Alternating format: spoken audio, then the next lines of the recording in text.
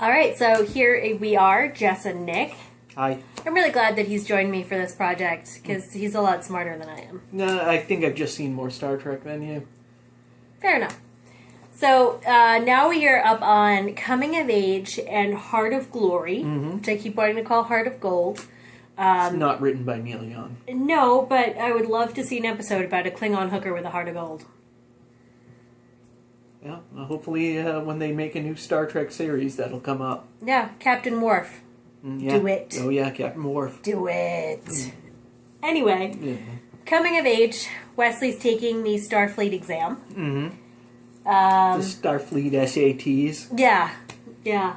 Where only 4 people. I think there were over 50 people when I took the SATs, and there were only 4 people when he took his. There were only 4 people from that area who were qualifying for Starfleet. Okay, so maybe they were like out in the sticks. Maybe if they were like in the equivalent of the galactic suburbs, there would it would have been a lot more. Okay.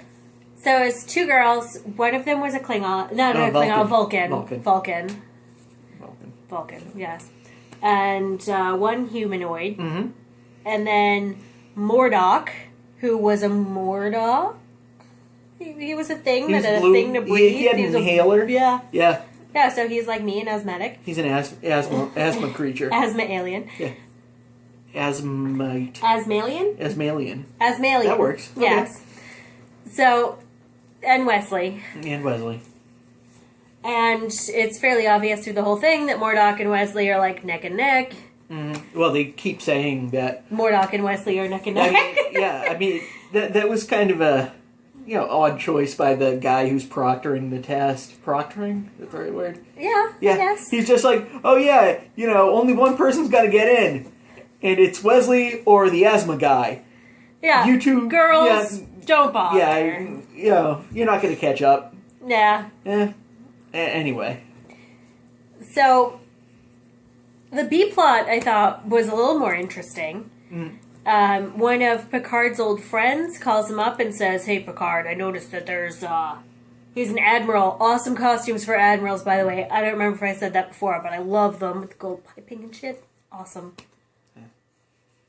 Sorry. Anyway. Whatever.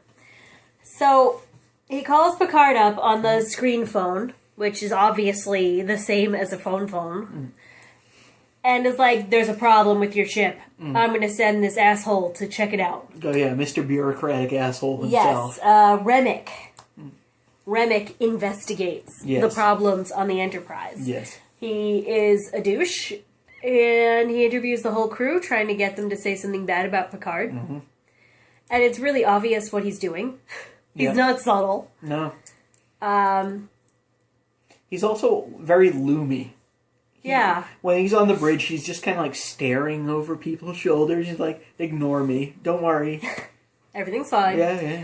I did have to look him up to see if he was the guy who did the math show on 3-2-1 Contact. Not the same guy. Do you mean the guy who was in Deadwood? Yeah, the opium junkie? The opium junkie from Deadwood. Not the same guy, but they look really, really similar. Oh, yeah, they do. I never thought They do. Especially when you're going on your memories as a 6-year-old. That's true. That's true. Yeah. They were the original Mulder and Scully. Fair enough. She even had red hair. Oh, well. Yeah. Crazy. Anyway. Wesley failed. He doesn't even fail the test, even though he says, "Captain Picard, I failed the test." He just came in second. It wasn't, Picard's pep talk to him, like, did you do your best? Then what are you whining about? Basically. Yeah. Wesley's just not used to... Oh my god, Wesley's like Annie Edison from Community. Yeah. He's just not used to getting an A-. Yeah, that's true. We also watched Community today. We did. Sorry. It's a snow day. We are snowed in and watching Star Trek. And I'm drinking wine and he's drinking beer, so it's fun. It's not actually the globe, but just have an old glass. Anyway, do we have anything else? Well, nothing ends up being wrong with Picard. Oh. His old friend is basically testing him to see if he's like part of some conspiracy against Starfleet. I wonder if we'll see this topic come up again. I doubt it. So, and he's not, so he wants him to teach at Starfleet, and Picard's like, nah, I like my ship. Oh yeah, he did give him the position of, like, I don't know, Professor Emeritus or whatever. Yeah, whatever. Dean. He's going to be Dean. Oh, Dean Ling! Dean Ling! He even looks like the Dean! Anyway, so, next episode, Heart of Glory, Klingons. Oh yeah, the Klingon episode. Yes, which is directed by X-Files and Castle director Rob Bowman.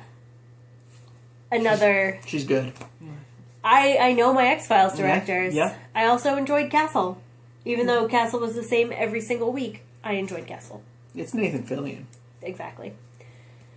So, my notes here say, Klingons, a race of Lieutenant Dans, try to get Worf to join them in glorious revolution. What do you mean a race of Lieutenant Dans?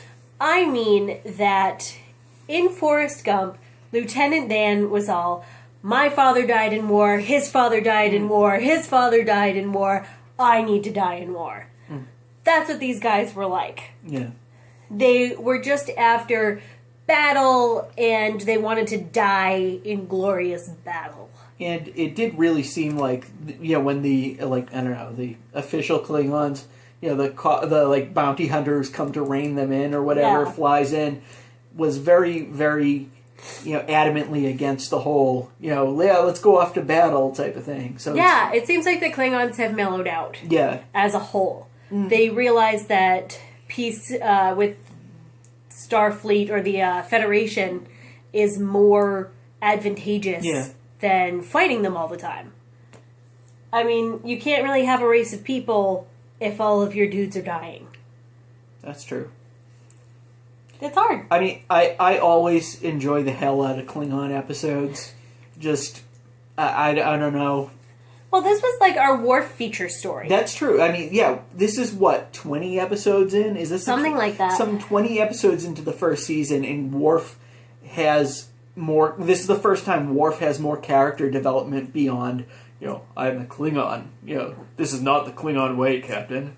I mean, but almost each character has had their own feature episode where we get some backstory on them. Yeah, I mean... Data has had one.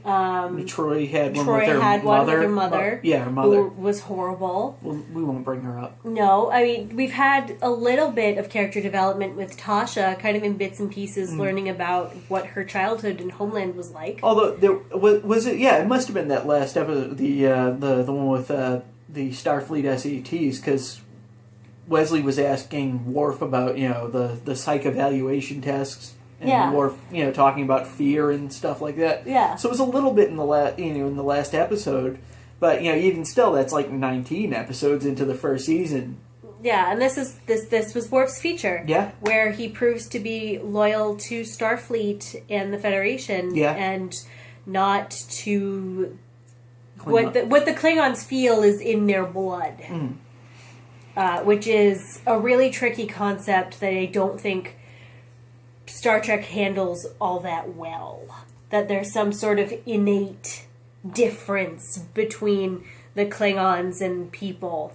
I don't know. It never seems authentic and earned to me. It always just seems like Klingons bad.